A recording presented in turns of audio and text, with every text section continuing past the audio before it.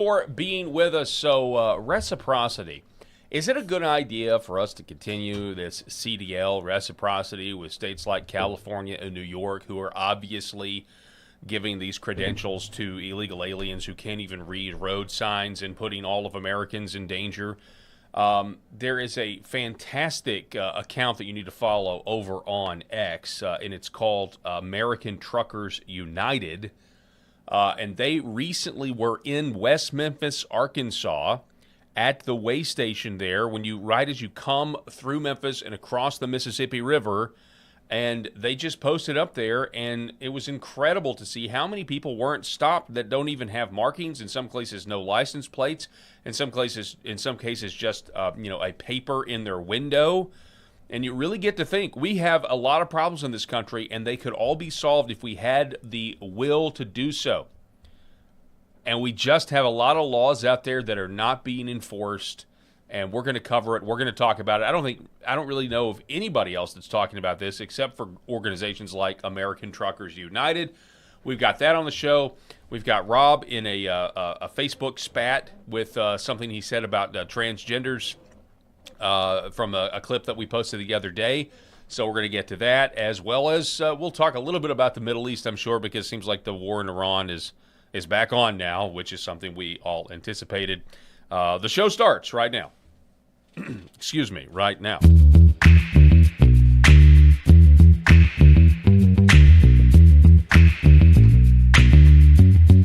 Paul Harrell Program. All right, folks, welcome back. This is the Wednesday edition of the Paul Harrell Program. As always, we're broadcasting on LFA TV on Rumble, as well as the Paul Harrell Program YouTube page, X-America News, also Hometown TV in North Central Arkansas. And we're broadcasting it live from the great state of Arkansas. My co-host, Rob Spencer, is with me. Rob. Paul, it's an honor to be in studio whenever I can. Glad to be here. It's just incredible to me that this is even an issue. I have a CDL. I have a Class A CDL. I don't use it. But this is something to me that when you think about the amount of regulation, so I'm going to disclose something personally about me. I have high blood pressure, and it is getting better. I've already gotten rid of one of my medications, and so it's just doing well. It's not an unhealthy lifestyle sort of thing. It's just one of those things like I'm disposed yeah, to have, sort of this issue with blood pressure. So anyway, I say all that to say that my blood pressure and potential heart issues are an issue especially if I want a hazmat, hazardous materials certification. And so there are huge issues with all of this. This is intensely regulated. You have to have health screenings. You can't even move your truck forward if you are at your time limit for that time. And it used to be truckers would drive 24 hours straight. They started regulating that stuff, and I believe at this point, over the road, I never drove over the road. I delivered soft drinks for Pepsi. But anyway, I believe that if you drive for 12 hours, you have to be parked for 12 hours. Mm-hmm. Like it has to match that. Unless you're a team. Again, don't quote me on all this stuff. I forget all of that. But I can tell you that I have seen videos where truck drivers were told to move forward by the police. And he would say, "You don't understand. I cannot move this truck right now. This is remote controlled by our home office. It will not let me move forward because if I do move forward, it's a violation because I'm supposed to be on my rest time." And that's how regulated it is. And then what do we have? We have California and other liberal blue states that are giving licenses to people that haven't taken the exam. They're just giving them the license. Because I'm pretty damn sure you can't take a CDL licensing exam in Arabic. Yeah, Maybe you can in California now. I might not put it past them. But if they're going to give them this license anyway, they don't give a damn if they can pass this test, Paul. They don't care. They don't care about your ID. They don't care who you are, just that you vote blue. That's all they care about. And if I'm living in the state of California and my name is Habib and I want to drive this over-the-road truck so that I can make about $100,000 and $120,000 a year, the state of California is going to give me a license to do so. Well, yes, I would vote for you. That's more sounded like Indian. I don't know. My accent's terrible, but you get the point. They're going to vote for whoever they want. Like, if you'll give me a license, especially a CDL license, so that I can drive this several-ton vehicle around, potentially killing people, why the hell not? Yeah. And at that point, it's lunacy. At that point, voting is actually, it's just, why wouldn't you figure out a way to vote as well? But yeah, we've talked about this before, the idea of trying to give third worlders businesses or these business opportunities or generational wealth while, Native Americans are here, people that are born here are struggling. But this is one of those things where it's not just fleecing the taxpayer. This is now putting us in danger. And I would just suggest that, wars have been fought over much less than you've got one state that is essentially terrorizing the other states by putting these drivers on the road. That's what's of issue here. But we also have a really great opportunity. I think this is what American Truckers United is exposing. We also have a really great opportunity here to expose, or I guess police illegal immigration. Hang on one second. Yeah. I've got. We had Eric the last time. So right, if you skip a way station, they'll chase you down. If there's like highway patrol, which is highway patrol here in the state of Arkansas. I don't know if that is everywhere else, but their main job is policing of truckers. Mm-hmm. And if there's almost always a highway patrolman parked at a way station. If they see somebody screaming on by that way station that should have weighed in, they're chasing after them. Well, they asked the question, American Truckers United, why aren't we stopping potential illegal alien truckers at every way station? American Truckers United was in Arkansas last week filming operations at a West Memphis way station. Now, you and I are very familiar with this exact way station. No, it's extremely busy. Yeah, now, and really, this whole Memphis interchange, by the way, is one of the most busy intersections, especially when you get into Memphis, with the Jackson exits and everything else. It's a very, very... It's a hub. It's just this place where you go this way and you're heading... there's just a huge hub. The roads are always terrible because so many trucks are there. And I'll say that, though, this is why, because you and I were curious why they're putting a Buc-ee's in there. If you're in the South, you've heard of Buc-ee's. It's just an incredible gas station. It's just super... So it's just very American. It is an amazing place. And a lot of the foreigners that were coming in for the World Cup were just amazed by Buc-ee's. And I'm like, we live here and we're amazed by Buc-ee's. But anyway, but they're putting one in West Memphis, Arkansas. West Memphis, really the only thing famous about West Memphis was the West Memphis 3. A murder case. The murder of 3 fifth-grade boys, and then there's this fantastic casino there and all of that stuff. But it's a lot of crime in that area. West Memphis is just kind of known as a town that you accelerate through as fast as you can. You just get out of it. It literally and figuratively stinks. So, you just don't want to be in West Memphis. So you're like, Buc-ee's? Why would you go to West Memphis? Look at the traffic count. That's how crucial a place like West Memphis, Arkansas is. If you don't know, that's a little bit of backstory on it. The amount of if you're going from where we are to Memphis, say you're going over there for something, to the Orpheum to go watch a Broadway musical, which we'll talk about in a minute. But if you're doing that, you've got to cross through the cesspool known as West Memphis with the terrible roads and all of that jazz. There should have been, because of this hub, there should have been an amazing amount of arrests if we were using that. And there still can be, and I guess that's my point. American Truckers, they were in West Memphis, none targeted, none intercepted. They basically exposed zero enforcement. They say we must demand aggressive interior enforcement, especially against states issuing non-domicile CDLs to illegal aliens, California, New York, Illinois, Texas, Florida, and now Massachusetts after the death of Trooper Pahira. Florida's doing that too? That's got to be blue areas in Florida. Enough is enough. The Texas? purpose of this video is to assert that trucks from these states should be inspected. The legal status of all trucks and drivers in the video are unknown. So I just want to play a little bit of this video. Well, hold up. Far be it for me to argue with them when they say trucks from these states, but you got to understand a lot of times these trucking companies are based in another company. They just have a hub, or in another state, but they have a hub in these blue states, which is where they're essentially working. It's like a branch office. And so you just say, well, if a trucking company like JB Hunt, which is one of the major ones, which is located its headquarters here in Arkansas, do they have a hub in California? I don't know, but do they have a hub in California that is hiring these illegals because they have these CDLs that are issued by the state of California, when Arkansas has very strict guidelines for those CDLs. A much higher bar. Yeah. We're going to watch the whole 8 minutes of this, but we're going to watch a little bit of it. I just want you to see this video. There's a California plate right there. You got the green light. This was Memphis. West Memphis, Arkansas. Even though California is known for issuing non-domiciled CDLs to illegal aliens, they get the green lights in the scale houses, boys. It's missing a door. California carrier, green light.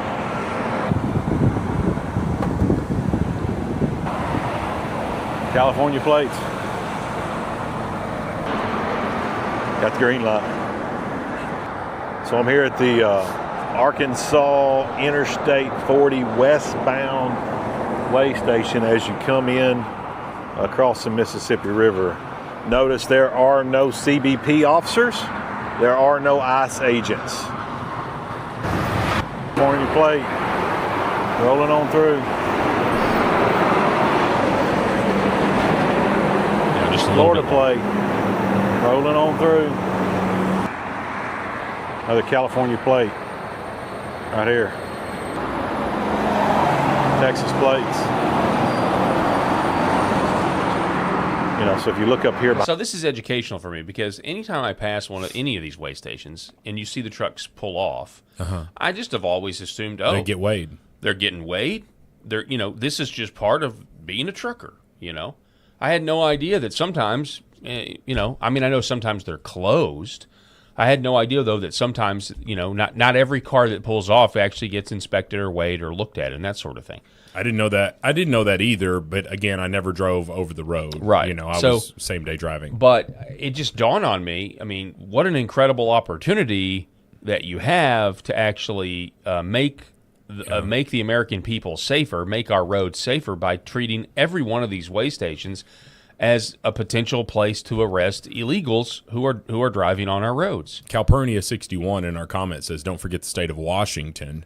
They give illegal CDLs here too, which is not shocking whatsoever. Yeah. When you think about the state of Washington, I can't imagine being a conservative living in the state of Washington.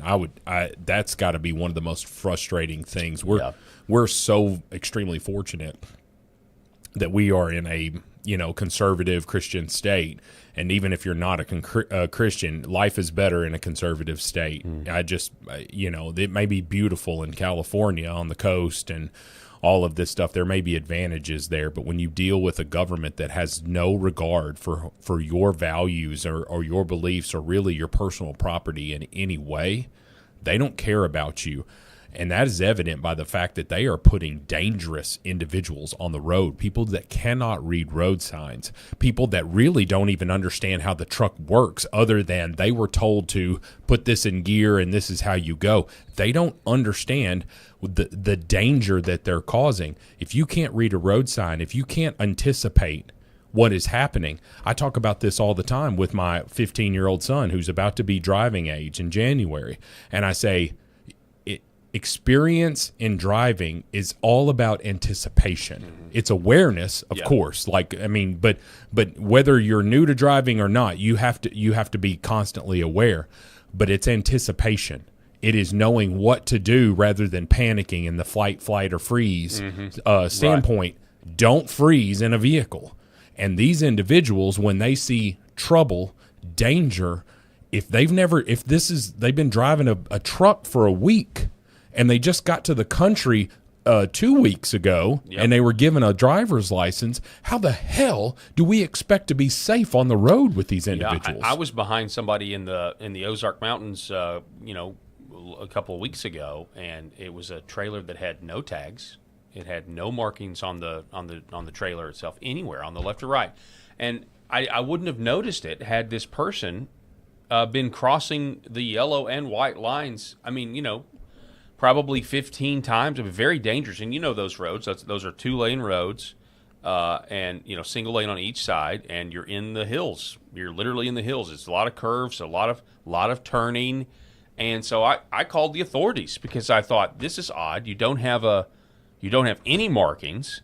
And, I called the authorities. I said, this guy's literally all over the road. I mean, he was a danger. Whoever it was is a danger. But also, no markings, no license plate, no trailer number, no trailer logo. And it was a big, full-sized, semi-trailer. For all we knew, that there were the bed was full of illegal migrants. Yeah, exactly. In that exactly hot box right. that Tom Homan talks about, which was, he said it was the most horrific thing that he saw in 40 years.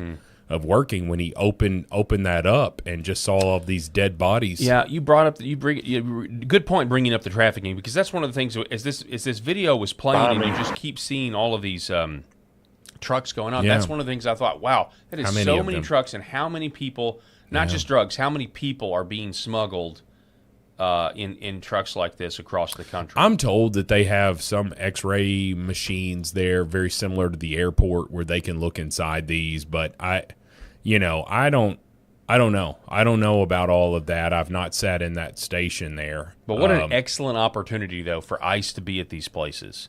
Absolutely. And to coordinate with state authorities. And so that's what needs to happen. And you want to talk about profiling? Okay, if you're profiling, I don't. You don't need to be pulling over grandma, this white woman who's lived in America her entire life, if you are looking for a serial rapist. This is true. Yep. So it's not profiling. It's not profiling to only pull over men. It's not profiling to only pull over sexually aged men. Like, again, I'm not pulling over an 85-year-old grandpa unless he's got the strongest Viagra that we've ever seen this side of the Mississippi. He's probably not out there being a serial rapist, especially with his lack of strength that he's had. I'm just saying, I'm not trying to be vulgar here, but I'm just trying to say, like, there are some clues. Yeah. There are some clues. It's a way to solve crime. To what to look for. And prevent crime. And if you've got these states that are giving these out like candy, then I'm sure as hell pulling them over first. Yeah, so another post, he says 10 states are largely responsible for the illegal alien truck driver epidemic and should be held accountable. The top 5 states, California, Illinois, New York, Texas, and Florida. Let's watch this little infographic. Clip. Is what we used to warn that a handful of states were licensing and enabling illegal alien truck drivers, while most states were not participating in this activity. Only about 10 states were responsible for the majority of all of these non-domicile licenses that had been handed out and issued to these illegal alien truck drivers. Today, we now have hard data that backs up these findings. 77% of all of the English proficiency violations in commercial motor vehicles are coming from almost these exact same 10 states. Texas, California, Florida, Illinois, Ohio, Pennsylvania, New Jersey, New York, Washington, and Colorado. Texas alone accounts for over 29% of all of the English proficiency out-of-service violations. California, 13%. Florida, 10%, and Illinois, 7%. This data matters because the intent is to educate everyone on which states are supporting these operators. But make no mistake, these out-of-service orders don't have any real teeth to them. No arrests were required, nor any impound of the vehicles. Many of these drivers are right back on the road. We have examples where one driver will receive a violation in one state, be put out of service, and then he'll turn around the next day or 2 days later, he'll receive an out-of-service violation in another state, proving that these truck drivers aren't really feeling the teeth of enforcement in these out-of-service orders. Now let's look at the fatalities caused by illegal alien CMV operators operating from these exact statistic that this is, again, the statistic is like wars throughout history. Wars have been fought over less than what's being done by these other states to the rest of the country. States. All right. This data shows that across these crashes that are listed here, you can see we have the truck driver name. You can see that the national media has alleged that these are illegal aliens. We have both truck and bus accidents listed here. These are chronologically listed by date. And you can see we have both injuries and fatalities in these accidents. The far right column, though, lists the domicile for the U.S. DOT number. What state is this carrier or bus operating from? And so by parsing that data, we found that 11 deaths have come out of the state of California. 6 deaths were caused by U.S. DOTs coming out of the state of Illinois. 6 additional deaths were caused by U.S. DOTs coming out of the state of New York.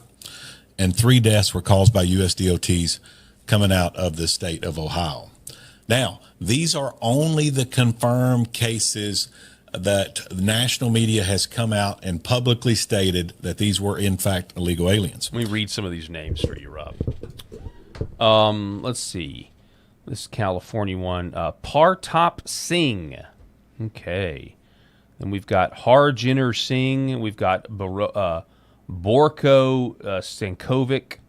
Yeah, sounds like a local. We've got Jing Dong. Jing Dong from that one's actually from Virginia. Oh, I'm sure he is. I'm sure Mr. Dong is from Virginia. Let me see here. Yeah, anyway, they're all names I really can't. But Sukhdeep Singh, just a lot of Singhs. Okay, a lot of those sound Asian, like the other side of Asia. Mm-hmm. You know, what do you got? You got Southeast Asian, and then you got the Southwest Asian. Southwest Asian.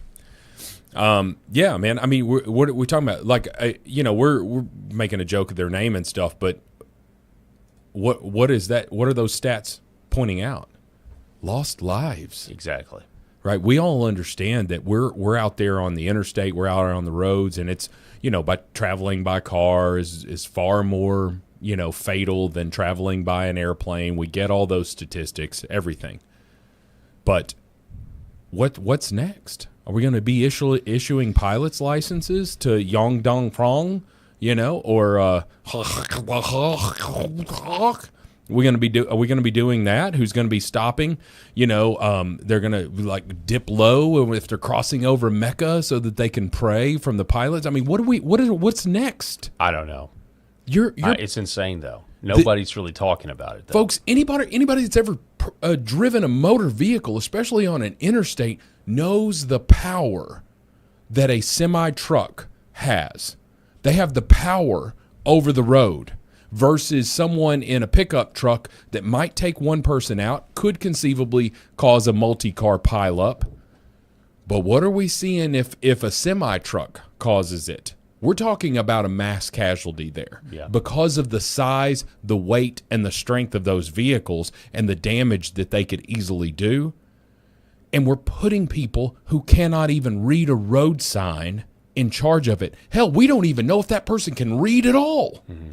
If they're coming from a third world country, how do we know that they've never even used toilet paper before they came? If they came from the country of Turkey, they may never ever even use toilet paper until they came to America. What do you expect them to be able to read this sign and know what the hell to do? They're savages. I mean, this kind of goes back when I first saw this story. It kind of goes back to what I think needs to happen. One of the ways you secure our elections, especially if they're not going to pass the SAVE Act, is you actually do send ICE to polling locations. That would be one way to make sure, because there's going to be a lot of people that just are not going to show up in that way. Yeah. When it comes to if it comes to ICE being at all these weighing stations, you're going to have illegal aliens all of a sudden quit even applying for the license if they know that they're on the road.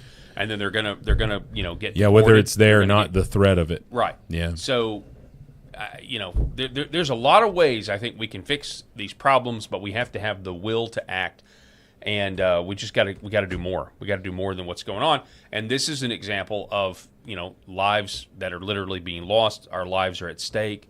We've seen the videos where there aren't fatalities, but you still have some immigrant behind the wheel of a semi driving down the wrong side of the road, for miles and miles and miles. I know Eric actually knows of that happening in Missouri, on a road he travels quite frequently. So I'd be remiss if I did not mention the fact that we have a hero in our chat. What do we got? MD, United States Marine Corps 77. I'm assuming MD is Maryland.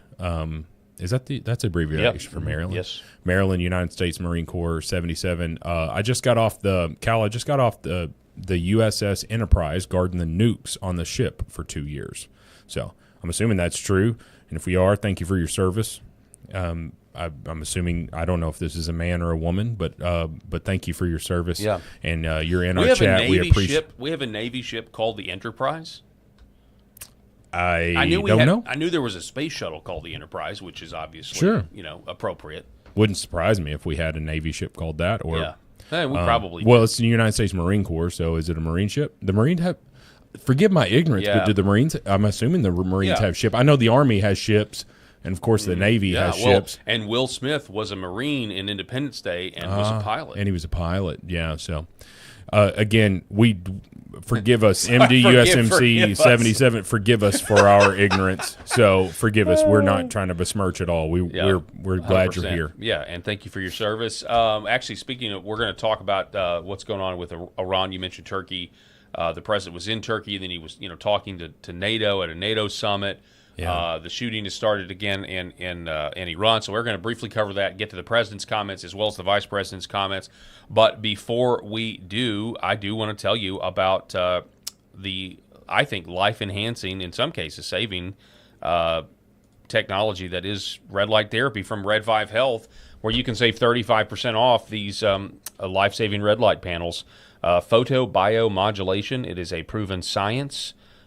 You've got the red light on these panels and the near-infrared light. The red light will stimulate the collagen in your cells, and it's where you can regrow your hair, increase your energy, all sorts of stuff. Look at you can list it here. It's their anti-aging properties. You can improve your cognitive function. Anybody out there with brain fog from long COVID, or maybe you were duped and got the shot.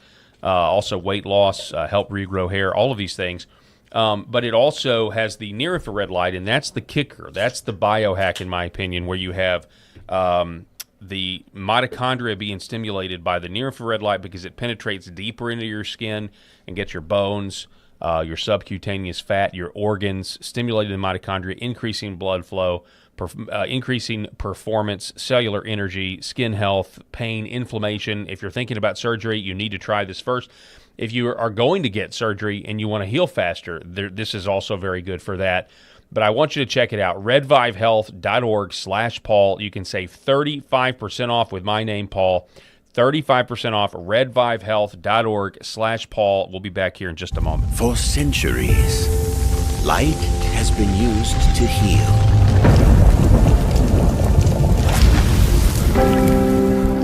Awaken the body with Red Vive.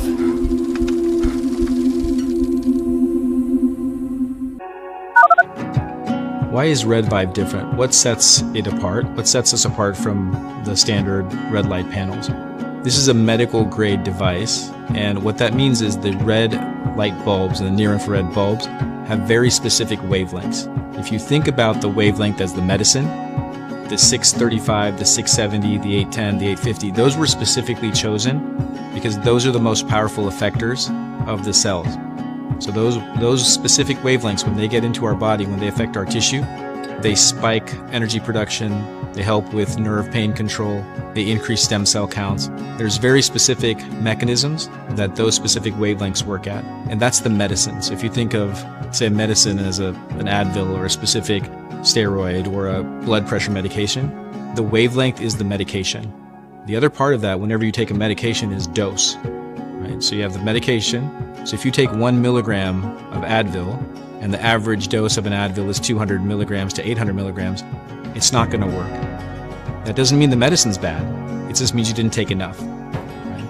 And so even if you have the right wavelengths, first you have to have the right medicine, and then you have to have the right dose. And to have the right dose, you have, in light therapy, you have to have enough energy. So you have to have a powerful bulb. The LED bulbs, or light-emitting diodes, have a specific wavelength, and that wavelength is the medicine. And the wavelengths that have been studied and published on that are the most powerful in affecting healing and the changes that we want to see with our bodies and our health are the 635 wavelength, the 670, 810 nanometer wavelength, and 850 nanometer wavelength. Those are all going to affect the mitochondria, the cytochrome C oxidase, and affect those powerful long-term changes. And and affect that downstream pathways. And that's what you get with Red Vive devices. The highest efficacy, the best wavelengths, concentrated to help your health. This is our family dog, Bubba. He is a Shorty Jack Russell, and he brings a lot of love and laughter into our home. We just want to thank Pet Club for making healthy food and treats for our animals. Bubba has been on Pet Club food for a little over a year now. He really likes the Sequoia dry food, and then I put a scoop of the Sequoia wet dog food in there with some hot water and stir it up, and he absolutely loves it. And he likes the mush puppies, but his ultimate favorite is the antlers. Those keep him busy for a really long time, and he really likes them. It makes us feel really good that the food and treats that we give him have healthy ingredients in them, because we want him to be around for a really long time.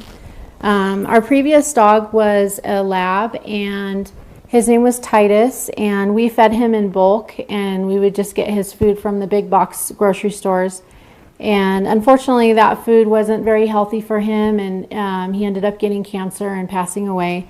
So we didn't want to make that mistake with Bubba, so we were really fortunate to find Pet Club and find some really healthy food for him to eat. So we would just like to thank Pet Club, and we just really appreciate the healthy food that they make, so we can keep this guy around as long as we can. MyPillow's second annual mega sale is finally here. Get our patented premium MyPillows that adjust to your exact individual needs to give you the best sleep of your life. When I got MyPillow, I'm asleep almost immediately. I stay asleep at night and I wake up more well-rested in the morning. Now for the lowest price ever. Kings, $19.98. Queens, only $18.98. And Giza Dream bed sheets, the best sheets in history, for as low as $29.98. Lux Pure 6-piece towel sets, towels that actually dry you. What a concept! Now only $39.98. And our made in the USA mattresses and mattress toppers as low as $99.98. So go to mypillow.com or call the number on your screen. Use your promo code to take advantage of our second annual mega sale. But that's not all. Order right now and we'll ship your order absolutely free.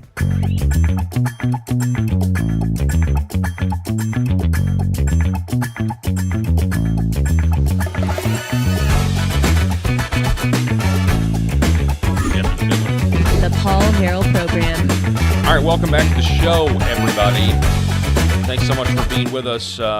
Here we go. I kind of left out a few tabs of that segment when we ended a little early there, but we will get to the president's comments here in just a second. But I did want to point out a few reports about illegal immigration in general, and also I would just say just immigration, because H-1Bs are obviously a huge problem as well. Texas Attorney General Ken Paxton has shockingly revealed there are rows of houses for birthright tourism piled across the state. There are border billboards that have been taken down after they explicitly advocated for people to come across into America to have birth here to become a citizen. Quote, Paxton showed me pictures of houses in Texas that look residential. You go inside, there are rows of bassinets where Chinese women come, give birth, then go back to the CCP, educating their child there, and they have U.S. citizenship. Insanity. But we know this is going on. But the Supreme Court said basically you've got to suicide. I'm your told nation. this is not a problem. Mm-hmm. Yeah. I'm told this is not a problem. But I also have half a brain. I'm going to go with that. I got half a brain.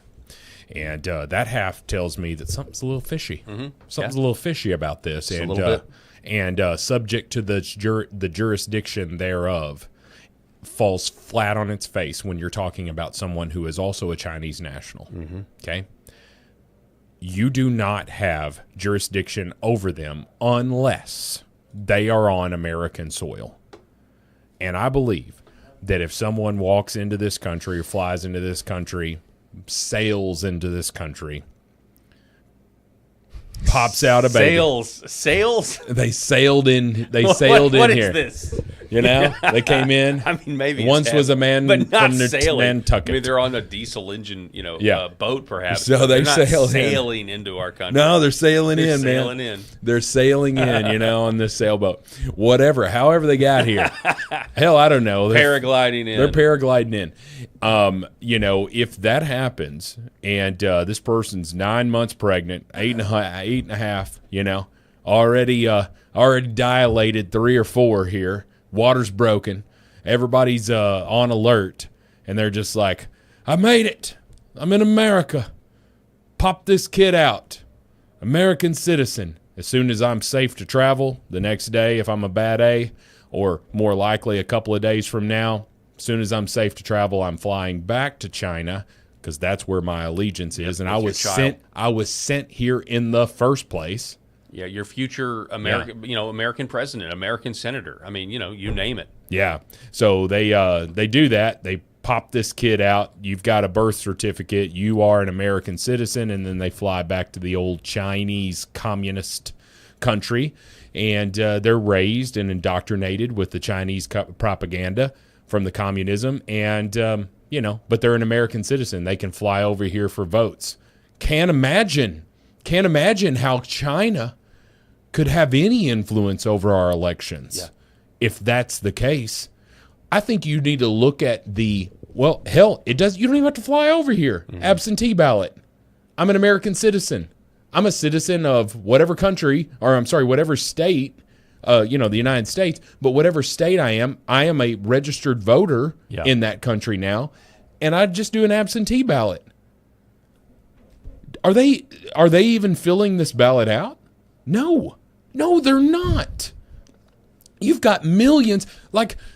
You want to tell me that it's not strategic that you have a Chinese national that flies into the state of Arkansas, which is a conservative red state, and that's where they give birth, and now they're a citizen of the United States with residency in Arkansas, and then they fly back to the country of I mean, China? It's a multi-year strategy, and very much they're playing the slow game. Yeah, I mean, like the 100-year strategy, really. Like they're planning things out according to centuries.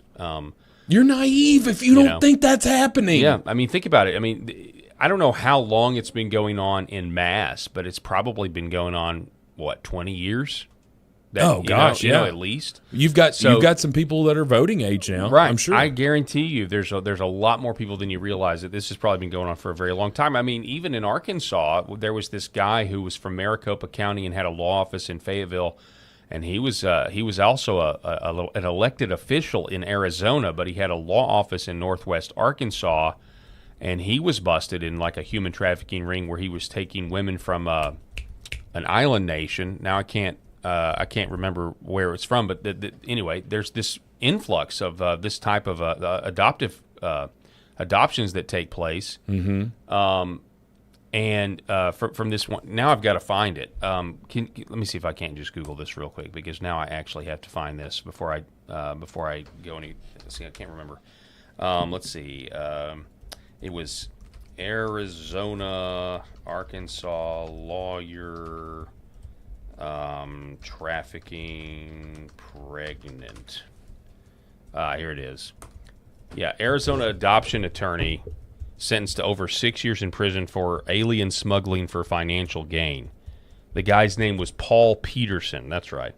Okay. First assistant United States Attorney David Clay. Okay. So it's from Mesa, Arizona. Mesa, Arizona. And basically, let's see, what was the island? Marshallese. So it's from the Marshall Islands.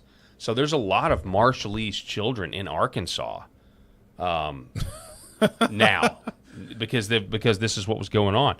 The defendant in this case violated the laws of 3 states and 2 countries during the course of his criminal scheme. He exploited a legal loophole and used it to run an international adoption business outside the necessary oversight from the United States or the Republic of the Marshall Islands. During the scheme, the defendant lied to state court judges, falsified records, encouraged others to lie during court proceedings, and manipulated birth mothers into consenting to adoptions they did not fully understand.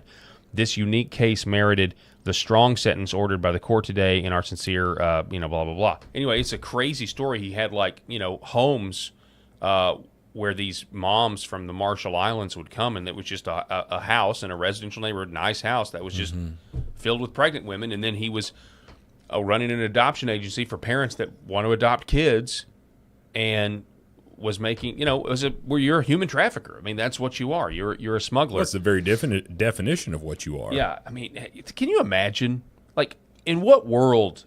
Sometimes I just think to myself, how does somebody get to even? Who teaches you? Who gives you the idea to think, hey, you know what I'm going to do? I'm going to go to the Marshall Islands and start striking deals with their pregnant women and convince them to come over here and to give their babies up for adoption.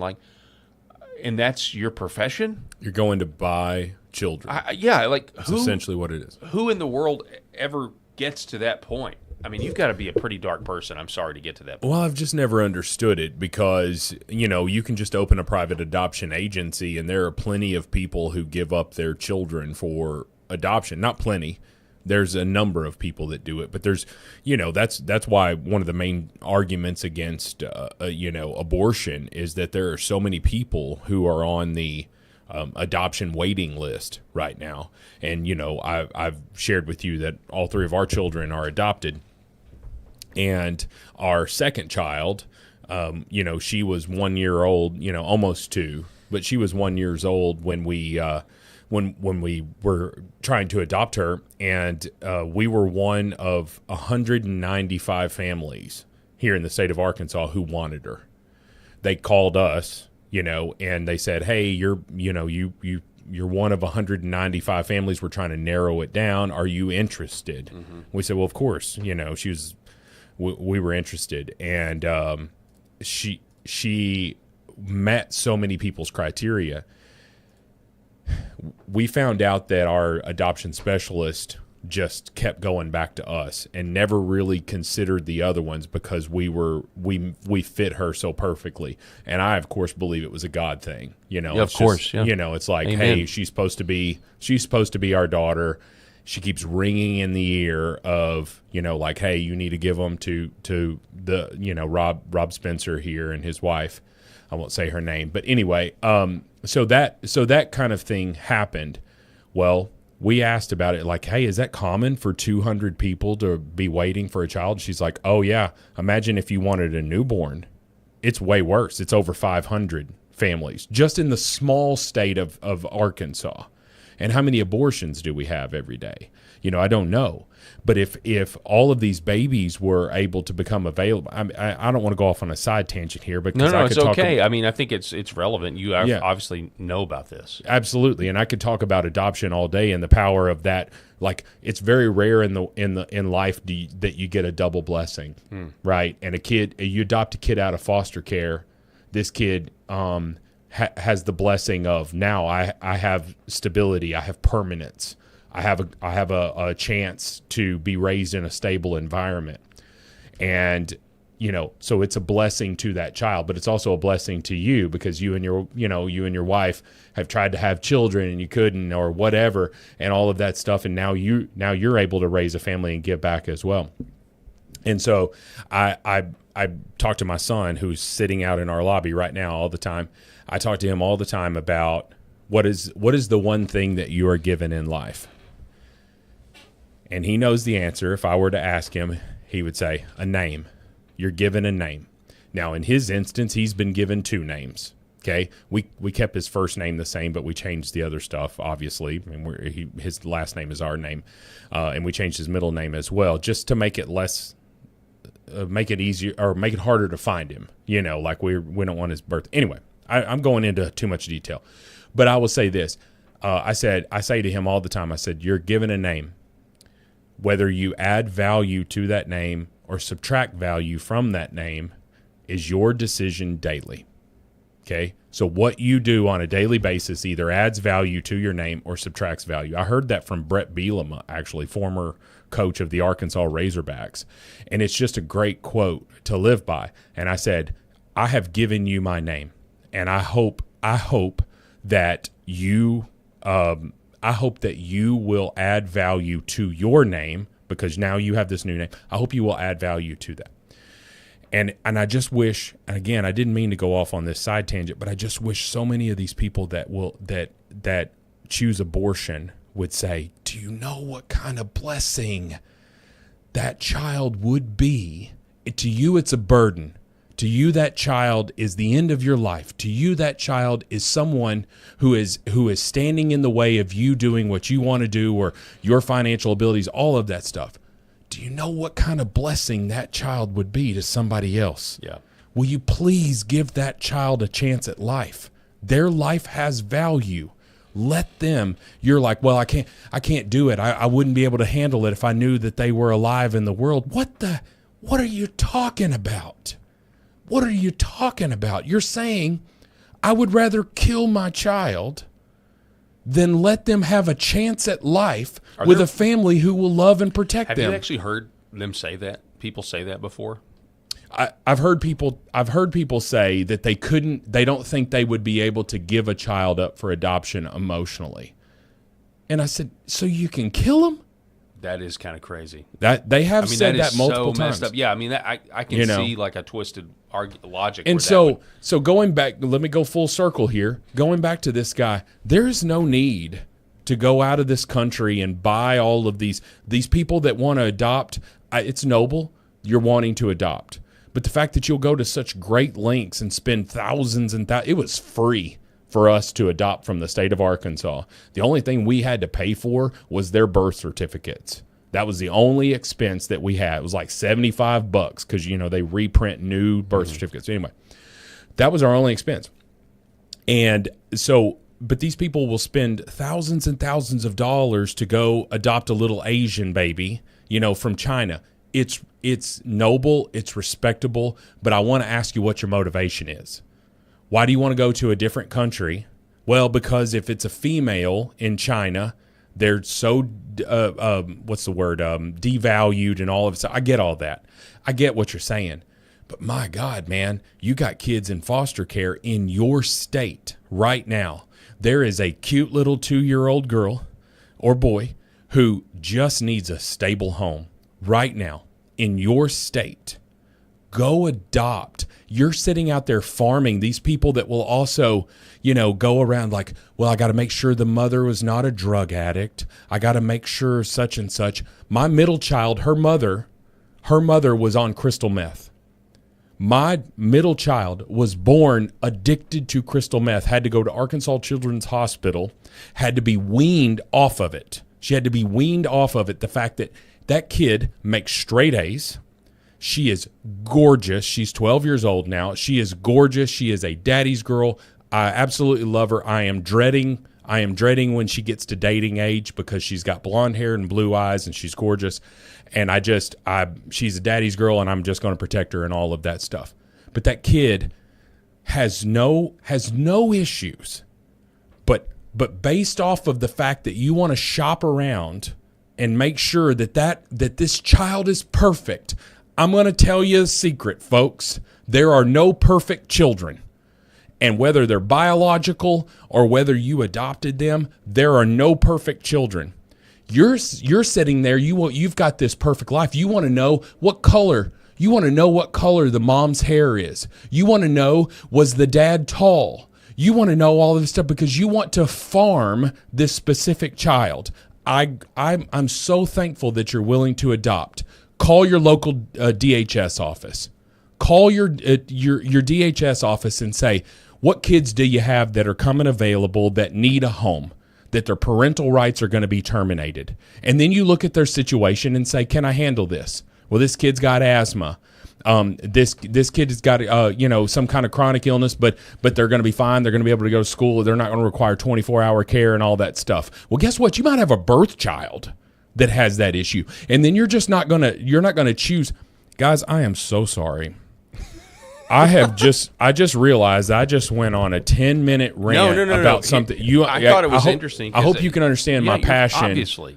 Understand my passion for these children. Because my wife is the president of this nonprofit organization called Together We Foster. And what they do is they work with DHS people who are absolutely overworked and underpaid to help them when a child comes into care They help them and say, "Hey, we're going to take them to our visit center rather than having them sit on the floor of the DHS office, because at our visit center we've got TVs, we've got toys, they can take a shower, they can do all of this stuff.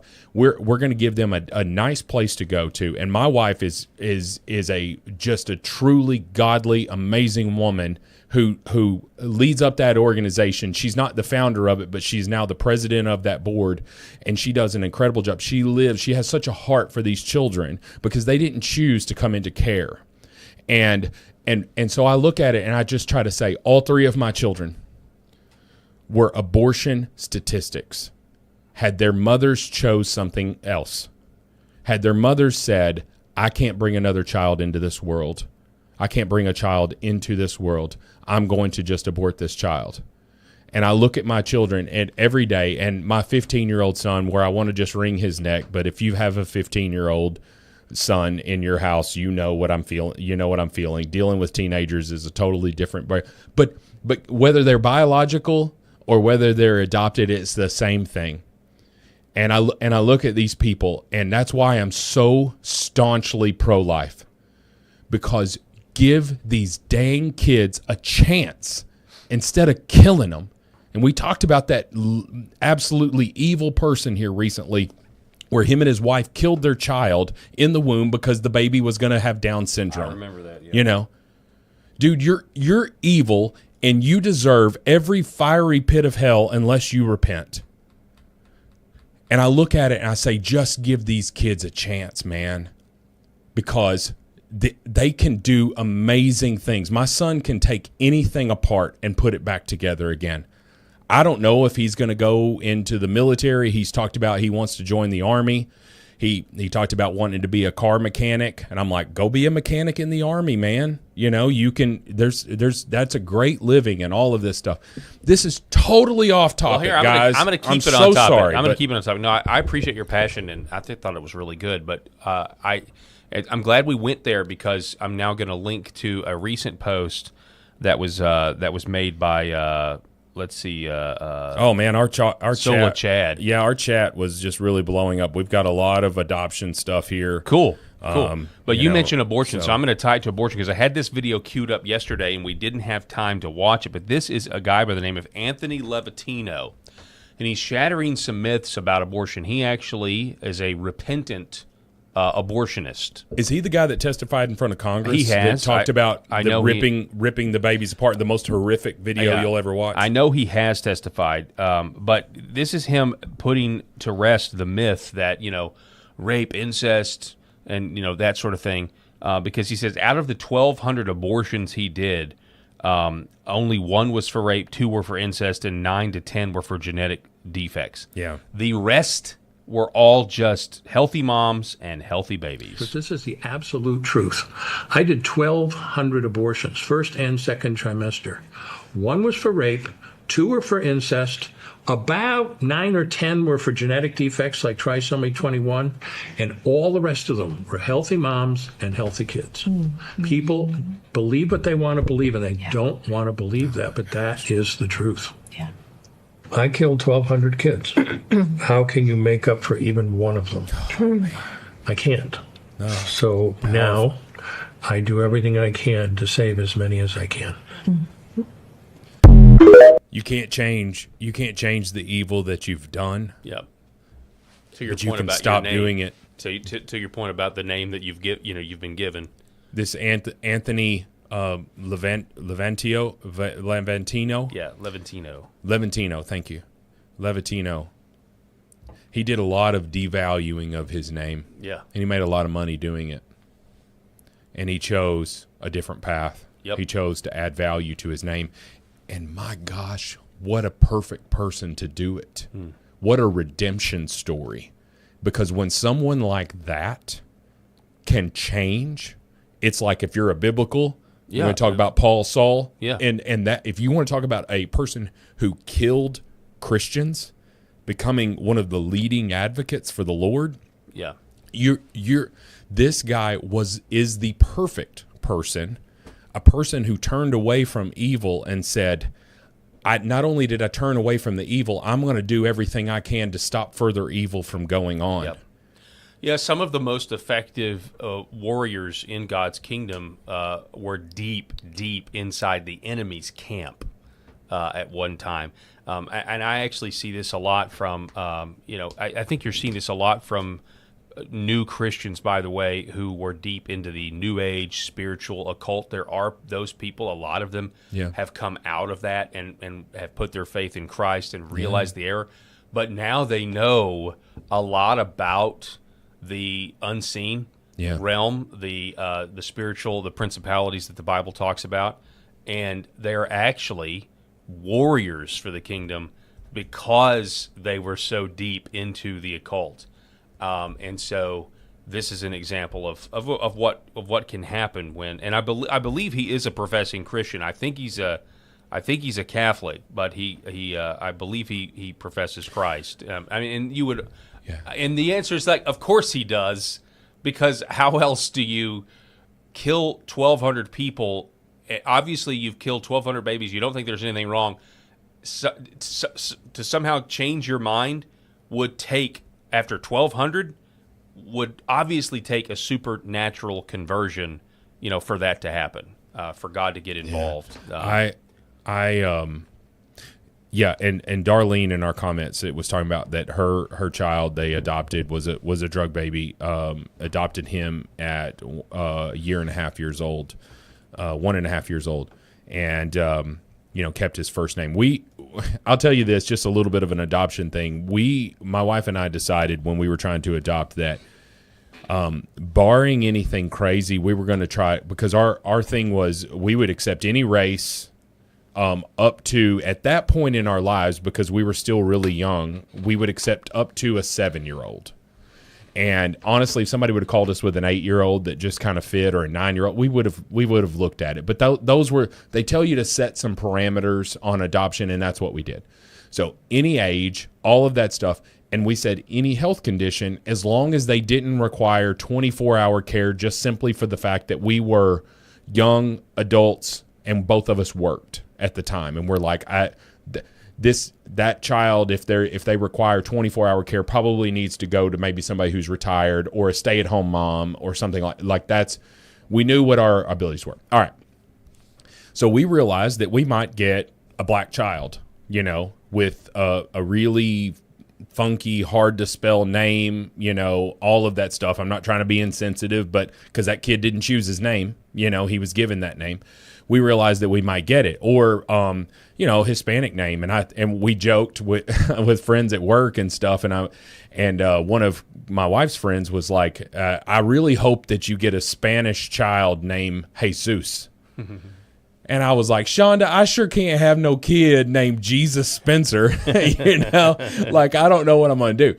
But I say this to say that we only changed their middles or last name except for our youngest. And the reason is because her birth parents were in our hometown, and we needed to completely change her name. Mm-hmm. We knew that was not going to work.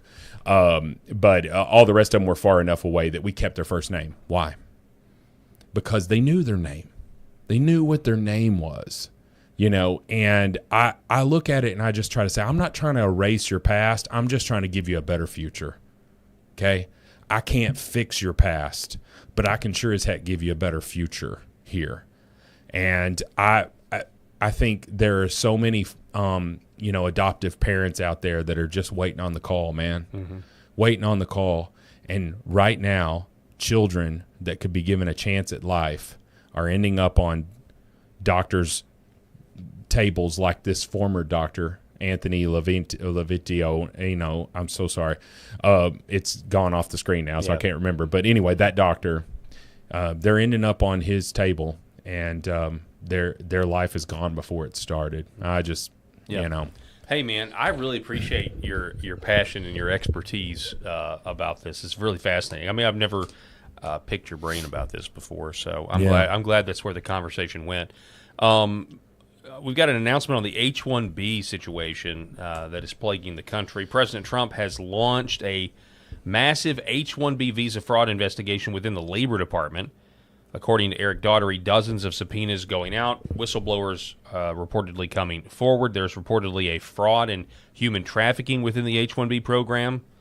And he says, shut it all down. We have whistleblowers talking about some of the biggest companies. We're going to work with the president and VP's task force to exhaust every lead.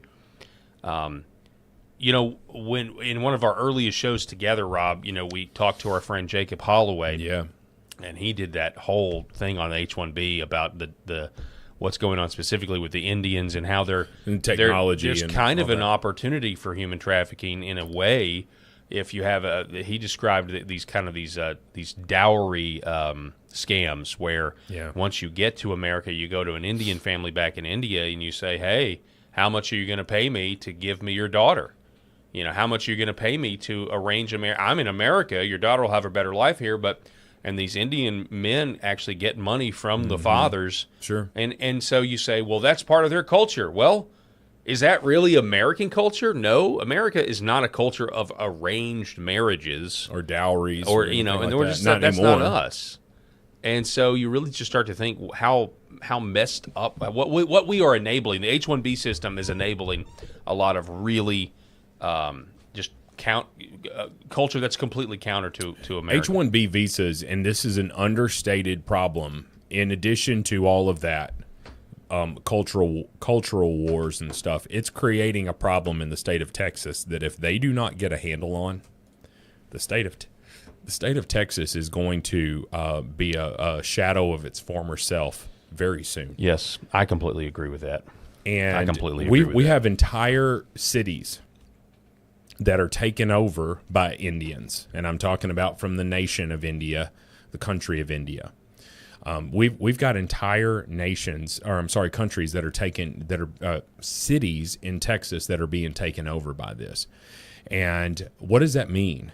Well, that means that American-born labor is you either have to reduce your salary to match what an Indian immigrant is going to accept coming into the country, or you're going to have to leave your field or leave that state and go. But what are you doing? If you're leaving the state and you're going to a different state to try to work, say you work in technology, right?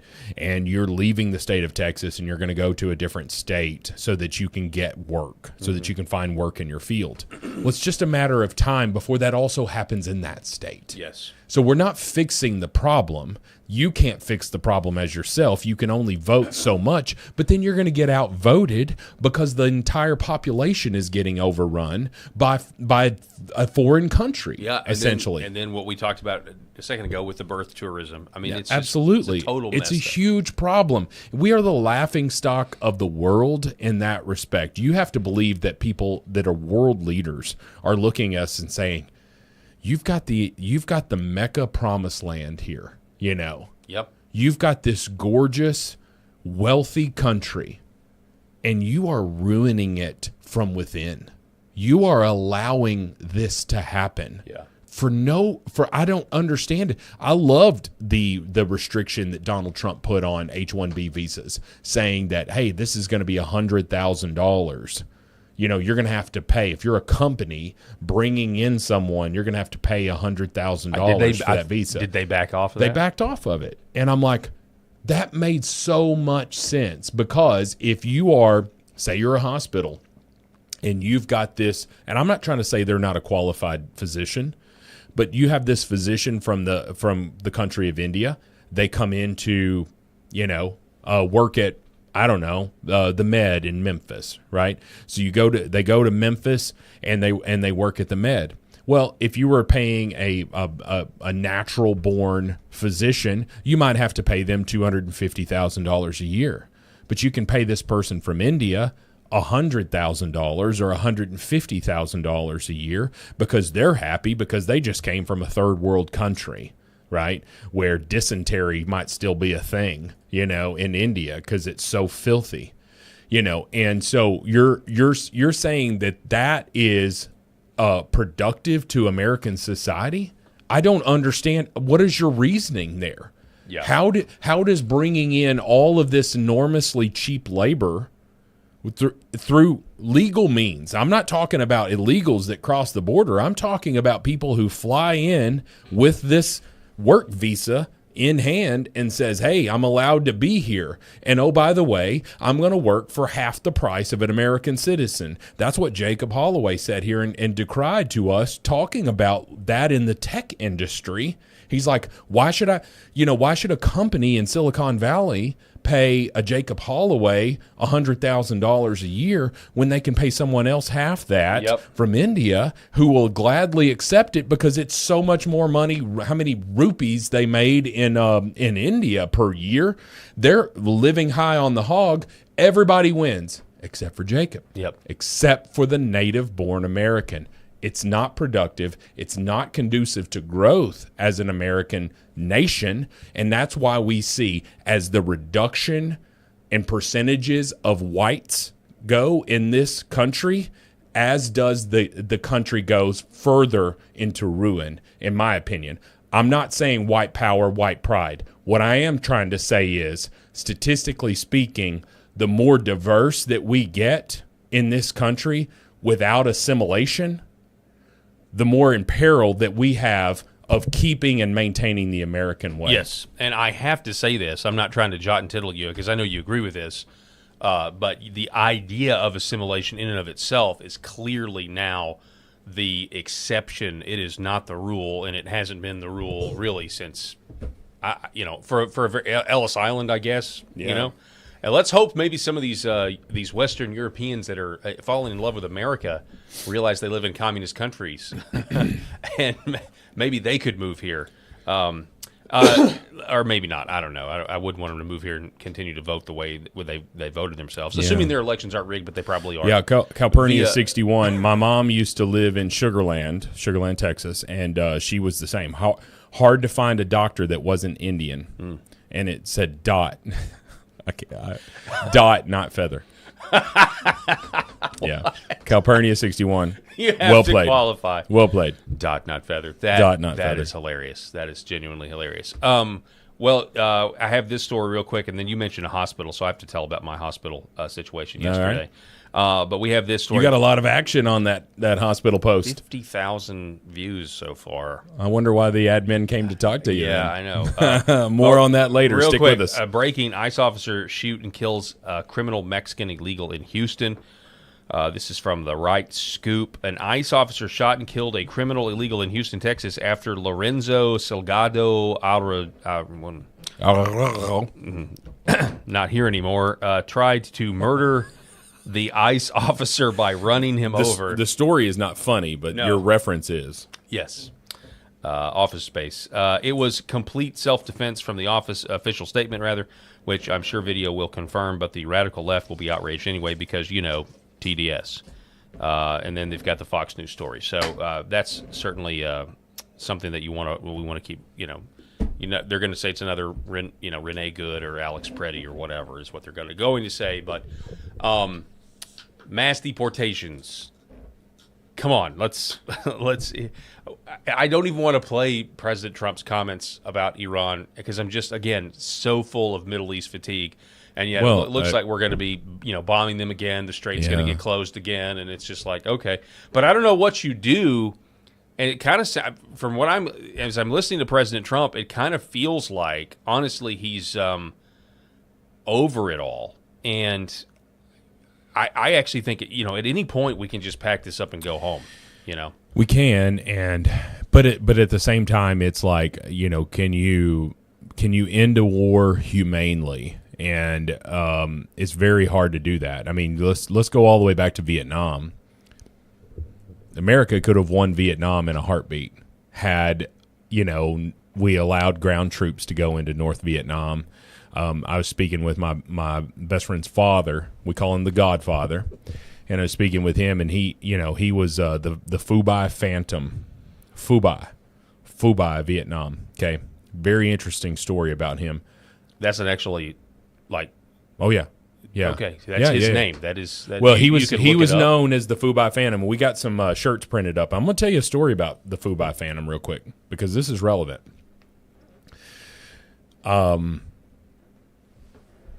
I mean, good grief. He's 78 years old at this point. I can't imagine, he's going to be. But he had a few drinks one night, and he told us what he would do as the Fubai Phantom. He actually shortened his time in Vietnam by doing night operative missions when he was in the Army. And he would, there's no other way to put this. He would sneak into enemy camps sometimes and slit the throats of the officers in charge while they were asleep. And he did that several times. And every time that he did it, he got a certain percentage of time off of his tour in Vietnam. And I remember that very vividly because we were like 20 years old. My buddy Jimmy and I are just sitting there listening to this story, and we're like, is he telling us the truth? Is he making this stuff up? I've never known this man to lie. I've known him all my life. I've never known him to tell even a slightest single solitary lie. So it was really hard. And every time we would bring up Vietnam and sir, how did, what was it or whatever, he would always tell us a funny story about Vietnam. He never told us stories about, the horrors of it unless he had a few drinks. And then he would tell us all of that. And he told us one night after a few drinks, he just said all we had to do, all they had to do, was it Nixon, I guess? Johnson, Nixon, I can't remember.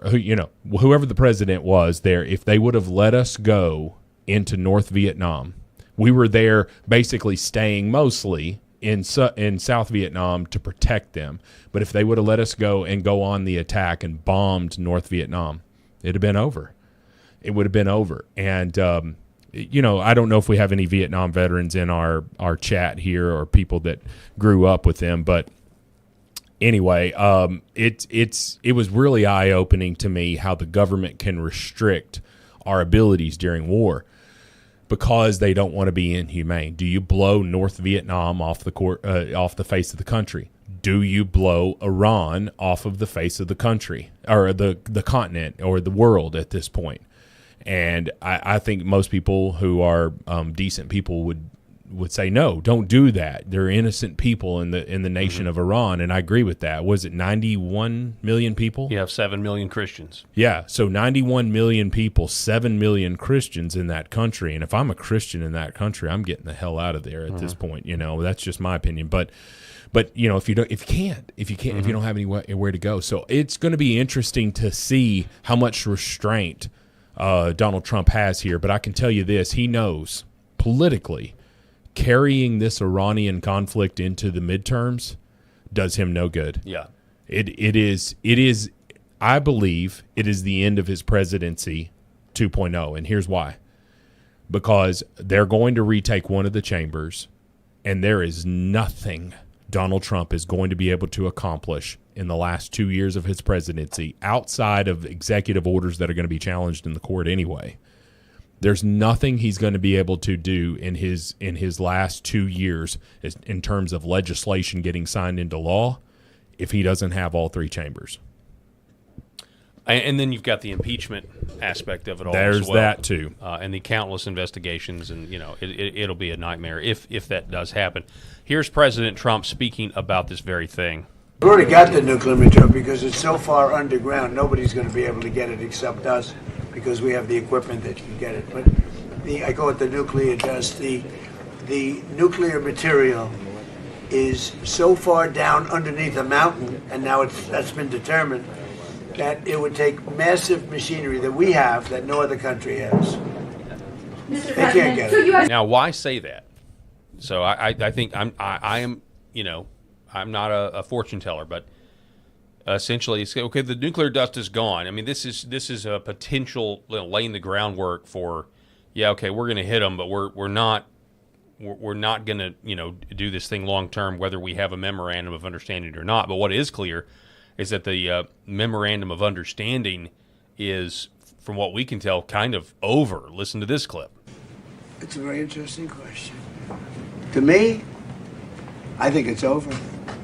I don't want to deal with them anymore. They're scum. You know what scum is? They're scum. They're sick people. They're led by sick people. And they're vicious, violent people.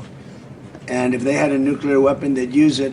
As far as I'm concerned, it's over. I'll speak to our negotiators. They want to negotiate. They're good people. Steve Witkoff, Jared Kushner. But they have to come back to me. As far as I'm concerned, it's just a waste of time dealing with them. They're liars. We make a deal. And if I make a deal with him, we have a deal. And he goes out, he talks. We make a deal. Everyone's agreed. No nuclear weapon. We make a deal. They go outside, talk to the press. They say, we never even talked about it. There's something wrong with them. They're cuckoo. As far as I'm concerned, it's over. Talks won't resume after we get through the funeral proceedings. Does this mean that talks with Iran will not resume? I don't care. They can talk, but I think they're wasting their time. They're a bunch of lying guys. I do my whole life. That's all I do is deals. My whole life that's how I became president. I guess that's a deal too, right? But I made a lot of money. I had a lot of great success, tremendous success. Everything I did, I was successful. And I deal with these guys, and I say, this is from a different school. They're liars. They're cheats. They're sick people. They've hurt their people. They killed 54,000 people as of now that were protesting. You know, when people say, how come they haven't taken over? They can't take over because they're dead. They killed them. Nobody's going to take over. They have no guns, and the other side has machine guns. And they're killing them. The press doesn't report it. But they're bad people. They're bad people. And so he seems over it. Yeah, he's done, man. He knows that. Okay, so I have read The Art of the Deal, or I've listened to the audiobook The Art of the Deal about 7 or 8 times because there is so much good information. As a business owner, I love that side of Trump. And one of the things that he talked about is negotiating in good faith. And if you are not negotiating in good faith, it is a waste of time, right? And the reason is, like, you know, he talked about people were trying to buy some property that he owned in New York, and he said, I'm not really interested in selling it. But they would keep bringing him offers, and he'd say, well, the bid sounds low. See if they'll come up. And he would go, truth be told, I'm not interested in selling these yards really for any price because they represent the most, amazing property. You know, he's very hyperbolic. Thank you. So anyway, but I think that's what he's talking about there when he's like, I've been negotiating deals all my life. And he didn't use those words, but Iran is not going to negotiate in good faith. They never have. And so I don't see them signing any sort of agreement that is going to get United States to where they want to be in terms of the nuclear aspirations of Iran and, us throwing cold water on that. But I do see that Donald Trump is looking at it and saying, there's no sense in negotiating. Yeah. And so what are these two options? You just pull out and give up? And that's what Iran is that's what they're hoping for. Mm-hmm. You just pull out and give up? Or do you go in there and just completely destroy them? I think we could make arguments for both sides, of it. Because I think you agree, look what they're doing without a nuclear weapon in the Strait. They're raining terror in the Strait. And so globally, what would that accomplish for us to go in there and say, hey, you can't have a nuclear weapon, but they get a nuclear weapon, and most of our oil doesn't go through the strait, right? So what is that going to do for us?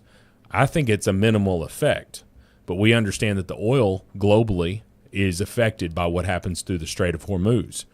So it goes back to full circle, and I hadn't planned out what I was going to say here, so I may be rambling a little bit, but it goes back to full circle when I say that Donald Trump is saying the rest of the globe needs to be getting involved here, especially if you're China, you're Japan, you're all of these countries that are affected by the oil passing through the Strait of Hormuz. Why are you not standing arm to arm with me? Yeah.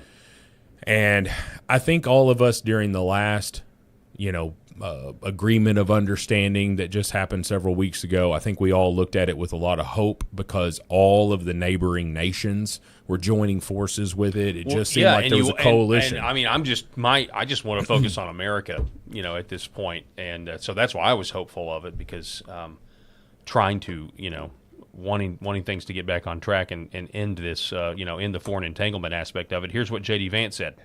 We will sit down at the table and negotiate and see if the smart people in that system can take over from the crazy people. Well, here's the basic deal that we cut. The basic deal that we cut was, we'll lift our blockade if you stop shooting at ships. But if you shoot at ships, we are going to punch back, and we're going to punch back harder than ever before. That was the deal. They said they would stop shooting at ships, and what happened 24 hours ago? They started shooting at ships again. Now, they were good. They were well behaved for about a week, but then they started shooting at ships. So the deal is very simple. If they shoot at ships, we're going to knock the hell out of them, and it's that simple, and that's the basic way it's going to work. So he said they're not done with it. Well, yeah, he's saying they're not done with it in terms of, hitting them, I guess. But is that, the cards are still what the cards are. The idea of ground troops, I mean, it is a card that we have. Going to be a lot of casualties if that happens, according to a lot of people, right? I don't see that the cards are still what they are. The cards are the cards for both sides. So to me, it just seems like a stalemate. Maybe you hit them hard enough and then they come back to the table. But what he's saying is they've got this chaotic government where there are different factions. And, this has been the danger all along where, we've killed a lot of their leaders. You kill too many of the leaders, you descend into like a sectarian thing where the people that are in the country don't have the power to control the people around the strait from sending drones in, because they are very decentralized, right? The military doesn't always agree with what the foreign minister says, and there's this conflict. It's not doesn't seem to be a monolithic government from our standpoint. It's totally chaotic and unpredictable. I agree with you, Paul, and I think, what do you think the logical sort of end game, I guess, is a better way to put it. That's the only way I can put it. What do you think the logical end game is with this? Do you think... I have no idea. I think I just go back to what I said a few minutes ago, that there are two options. Either you pull out completely or you obliterate them. And I'm like, I don't know. Because... if the United States would just pull out of OPEC and just be like, I don't even know if that's an option. I've never really gone through the things of it. But if they would just pull out of OPEC and say, hey, we're going to service, our American oil is going to service Americans. And that that way we would have the cheapest. Yeah, the oil prices would go through the roof for the rest of the correct. World. Yeah, it would rest. But you raise an interesting point. The end game of this could just be a total reshuffling of the energy markets in a way that means higher oil prices. But what if then again you're going to have a lot of people upset come November. Yeah. What if you send in special forces? What if you send in SEAL Team 6? What if you sent in them and just said every leader, because they know the names, they know who they are. Yeah. Well, they are waiting on that, and so I mean, again, those are our tier 1 operators. I have no idea the capability of these Iranians. Like I have no idea what. I know that they've been geared up training for this their whole lives, though. Here's what I would do if I'm Donald Trump. It's far be it for me to give Donald Trump advice, but here's what I would do. I would find General Raisin Kane. I would find J.D. Vance. And I'd find Marco Rubio. The four of those people, those four individuals, sit in a room and say, and Donald Trump says, guys, tell me what to do. What do you think we should do? And whatever those three people, because you've got three very different personalities there, three very different experience levels. J.D. Vance served. I don't believe Marco Rubio, is a veteran.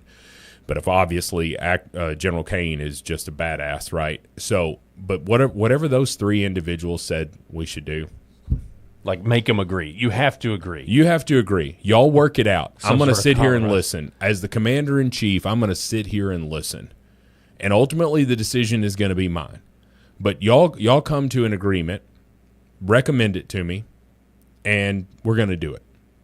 And I think honestly, if that was the case, I'd feel at peace with it. Yeah, well, whatever that is.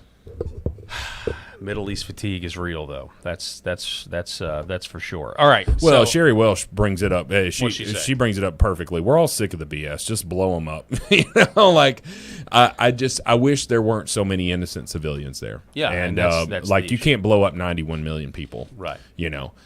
Certainly you don't want to blow up 7 million Christians who do not buy. Obviously, if you're a Christian living in Iran, you're not buying into the ideology of terror. Of course not. If you're a true Christian, you're not buying into it. So I don't know. And then there's a part that is like, hey, I am a Christian. So why am I sitting here stressing about this? Just let God handle it. Yeah, amen. Yeah, there will be. Yeah, that's what my exactly wife would say. Yeah, that's great. That's a great advice. All right, so I want to thank the LFA audience for offering prayers for my dad. He had a back surgery yesterday, and you guys are great. And the surgery went well. He's still recovering. He's recovering well from the latest update that I got. Your father is 80 years old, correct? 80 years old, yeah. Just turned 80 last month. And so any surgery is a big deal. It's a big deal. We were worried, obviously. I mean, I was not. He's in great health. I was not for it. Well, he's a super nice guy, super with it. Like, it's not like he's not a Joe Biden 80. Well, I was not for this just because, I don't know, back surgery. Yeah, but you don't live with that pain, I Paul. don't live with that pain, exactly. And so we supported him, right? And amazingly enough, I mean, I'm shocked by this. Maybe I shouldn't be, but I'm shocked by this. But like the radiating pain, I mean, his back hurts from the surgery, but he says the radiating pain is gone. So whatever they did, mission accomplished, was great. So thank you for your prayers. Little thing happened though. My dad.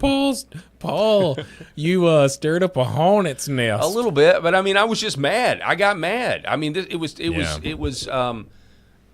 just frustrating. You can go check out the Facebook post that I made.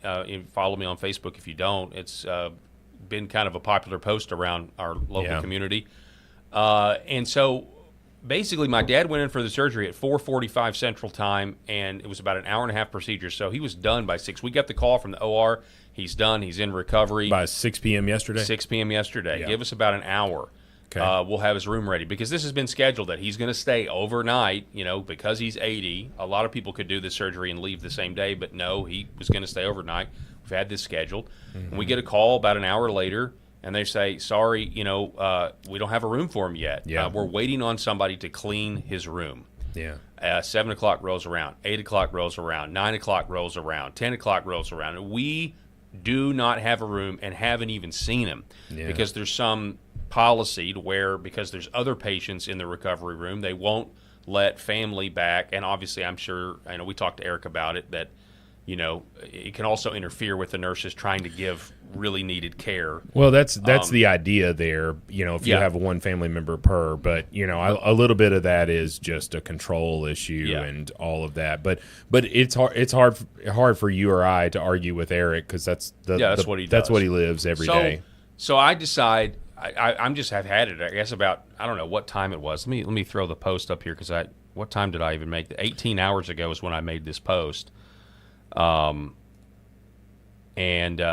basically said this. I'll throw it up on the screen. I was just so angry. I said someone at St. Bernard's Healthcare forgot to show up to work today. That's our local hospital. My father had back surgery at 4:45 p.m. I tell you everything. We finally, I basically say, though, my family's been here since 1 p.m. My dad's currently separated from us. He's 80 years old. This isn't healthcare. This is total breakdown and dehumanizing. So I made that post. And then about 11 o'clock or 10:30, 11 o'clock, we got a room. We got a room not too long after I made the post. Thank goodness. Yeah. And then eventually, I don't know, about an hour goes by, and some admin people come in, and they're my like, wife shared your post. I saw that. My wife shared your post and said, "Hey, because my wife worked. That's where my wife and I met. We both worked at that hospital, and we met there. And she worked there for 5 years. She did discharge planning as a social worker. Just a great connection. She knows all of these people, and she had several physicians, including the hospitalist who works for that hospital, that was commenting on her post, explaining. And he's also a friend of mine as well, so I know him very well. Great dude. He would have fixed the problem if he could, you know. But there were several comments on my wife's post just about, well, have them, do this, and that, or whatever. And an hour later, after your post, we get two nurses that come in that say they got a phone call from their boss and they're so sorry, and they filed a complaint for us, and they took down all of the details, and they wanted to know. they were really nice about it. And sure, because the boss called. And of course, my family in the room, they're just. We kind of find the whole situation hilarious that I stirred up some trouble, but got the attention or whatever. But they were super nice, and they said absolutely, I wouldn't want something like this to happen to my loved one. But they did explain to me that third shift janitorial services, I guess is what I would call it, very difficult, very high turnover, and that they only had 3 people cleaning rooms that day in a huge hospital, giant. And they said that that's the reason that the room wasn't ready, is because they literally didn't have the staff to do it. Think about this. I feel like we're in Canada. Yeah, think about this. Turnover happens at the majority of turnover happens at 2 positions: upper level management, because they are either moved out or they move on, or low-level, entry-level positions. That's where the turnover happens. You can't really do much about the first. The second one, if you're a housekeeper, working on third shift at a hospital, and you are paid extremely well, you're probably not leaving that job. Now, it's a tough job. We've seen some rooms. My gosh, if it, we don't have a trauma center here. They're trying to get a trauma center because we need a trauma center.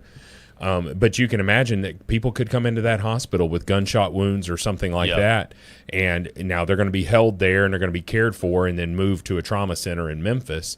But anyway, you can imagine that this hospital, sees some stuff, and these rooms get destroyed, and bodily fluids and all this stuff. It might be tough to clean up some of these rooms. I get it.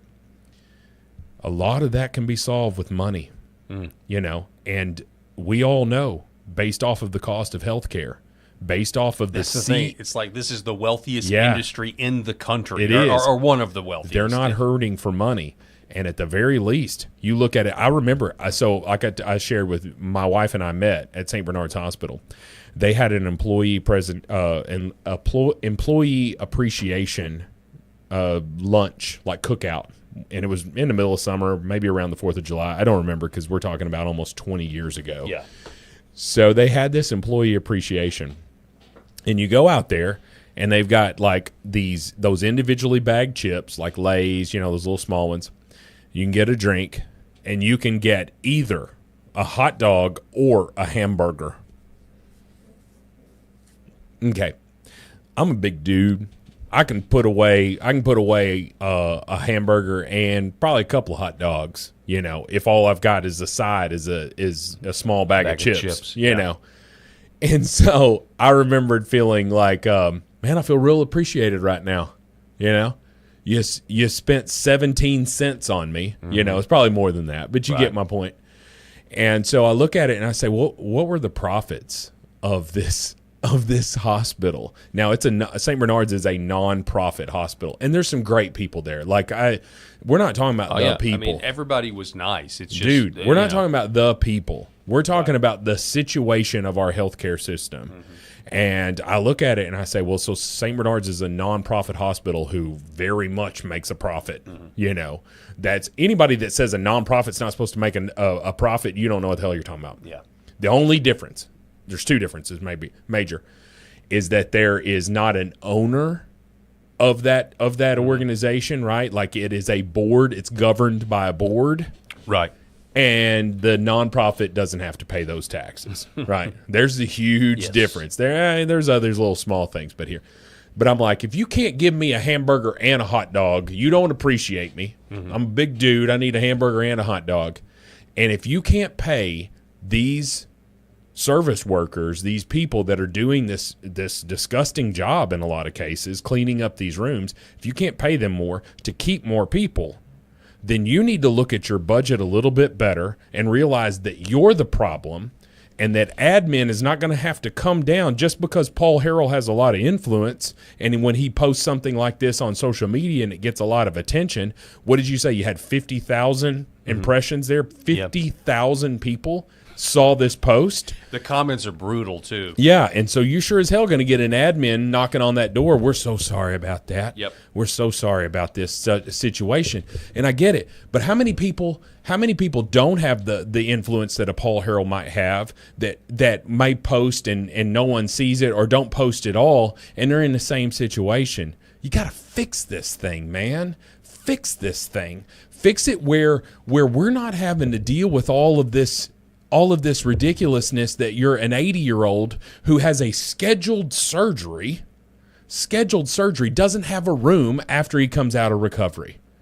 It's a big problem, and it exists. It exists all across the country. 7 o'clock on a Tuesday. I mean, and that's the other thing. The hospital was, not crowded at all. It's a giant facility. Sherry, they gave us a bun, and I'm sure there was some lettuce. I'm not a big lettuce person. I remember having some ketchup down there. So, yeah, there were very few condiments. Oh, it was ketchup packages from the cafeteria. Okay. I remember that. Okay. Yeah. This is a tax write-off, man. Yeah. Every bit of it was. I was not appreciated. In keeping with our Facebook, we're going from one Facebook post to another Facebook post. Let me find this here. Where did it go? Oh yeah, right here. Okay, so we posted. All right, we posted a short. I stirred up a bloody hornet's nest. Yeah, that's right. So this is no big deal. I mean, we posted a clip, a short from our show a couple of days ago. Very germane. And we'll just go ahead and play that for you just to refresh your memory. Hang on one second. With their male anatomy, and they're going to be in women's locker rooms and all that stuff. And guess what? If you speak out against it, you might get canceled. We'd be laughing. 15 years ago, we'd be laughing at each other, and we're like, "What is Bitcoin?" And what are you talking about? What is canceled? Is that some new word for executed? Yes, exactly. I don't know, what was even that back then? And what would we have called them? Would we have called them transgender? Nope. We would have called them transsexuals. Transsexuals, which makes me think of the Rocky Horror Picture Show. Yeah, just a sweet transvestite. Yeah, you go back to when that movie was out. If Sexual. you would have said, "Hey, Tim Curry's character here is going to be considered normal and ideal. Going to have parades. They're going to encourage kids to do this." You'd be like, "Oh no, this is a freak show. We would never allow that." But that just goes to show you the slippery slope is real. Paul, there's going to be parades where people have fake male anatomy. I'm trying not to get us censored on Apple. But get male anatomy out there, and people are going to act like they're riding it, and you're going to have freaks walking on the White House lawn, and it's dudes with breast implants walking on the White House lawn topless, showing off their fake boobs because they got a mental illness, and one side of the country is going to embrace and celebrate it. All right. I mean, I think that's great. I think that's a good clip to highlight. I think it. Yeah. What was the first comment underneath that video? The first one, I believe, was from me. Yeah, the first one is from Rob Spencer. I stand by this. Okay, but somebody is trying to bring up your past, Rob, and ironically enough, at this point, 17 years ago. Yeah. So somebody knows you or knows of you. This person talked to a person. Okay, so this is somebody named Melissa. Because I don't know this person, as far as I know. Says they remember this, which is weird. First-hand account. Not really. Melissa responds to Rob and says, "I remember Rob throwing a fit over a pickle being on a sandwich at Huey's in Memphis, circa 2009, before going to see the Wicked musical at the Orpheum. I bring this up because he's saying trans folks have mental illness for being trans. You had a come apart over a pickle, my dude. I could have made an assessment about you over that. So they got you, Rob. They got you dead cooked right. me. She cooked me. Cooked. Yeah. You are cooked. You say pickles are absolutely disgusting. Anything they touch will now taste like pickles, even if removed. It's not like lettuce where you can just take it off a burger and you never know it was there. So I stand by that. Yeah. He says, I used to be a high school theater teacher, so of course going to watch Wicked was well within my norms. I saw it 4 times. But if a biological male, penis and all, puts on a dress and says he's a woman, he has a mental illness, as well as all the idiots who buy the lie. It's not triggering for me that someone has a mental illness. What's triggering is that I'm asked to live the lie with them, to affirm that mental illness and celebrate it. Do you want me to affirm an anorexic person who believes they are fat, for example? No, of course not, but gender dysphoria is the only mental illness we are encouraged to accept and reaffirm rather than treat. So I thought, wow, way to go, Rob. There you go. Well, that sounds, I agree with me. You agree with you. I agree with you. Yeah. And I've said that before about anorexic. You know, it's like, hey, I'm fat. And the person is basically skin and bones. Mm-hmm. Yeah, you are fat. You know, but that's the same sort of mentality. Of course, you wouldn't do that, but that's the same sort of mentality that you do, that they're asking us to do with trans. Yes. Okay. Yeah, dude with a male anatomy. You are a woman. You're a woman. I see that you have boobs that you were surgically implanted and you're wearing a dress. You also still have a beard and an Adam's apple and male anatomy, and you pee standing up, but sure, right.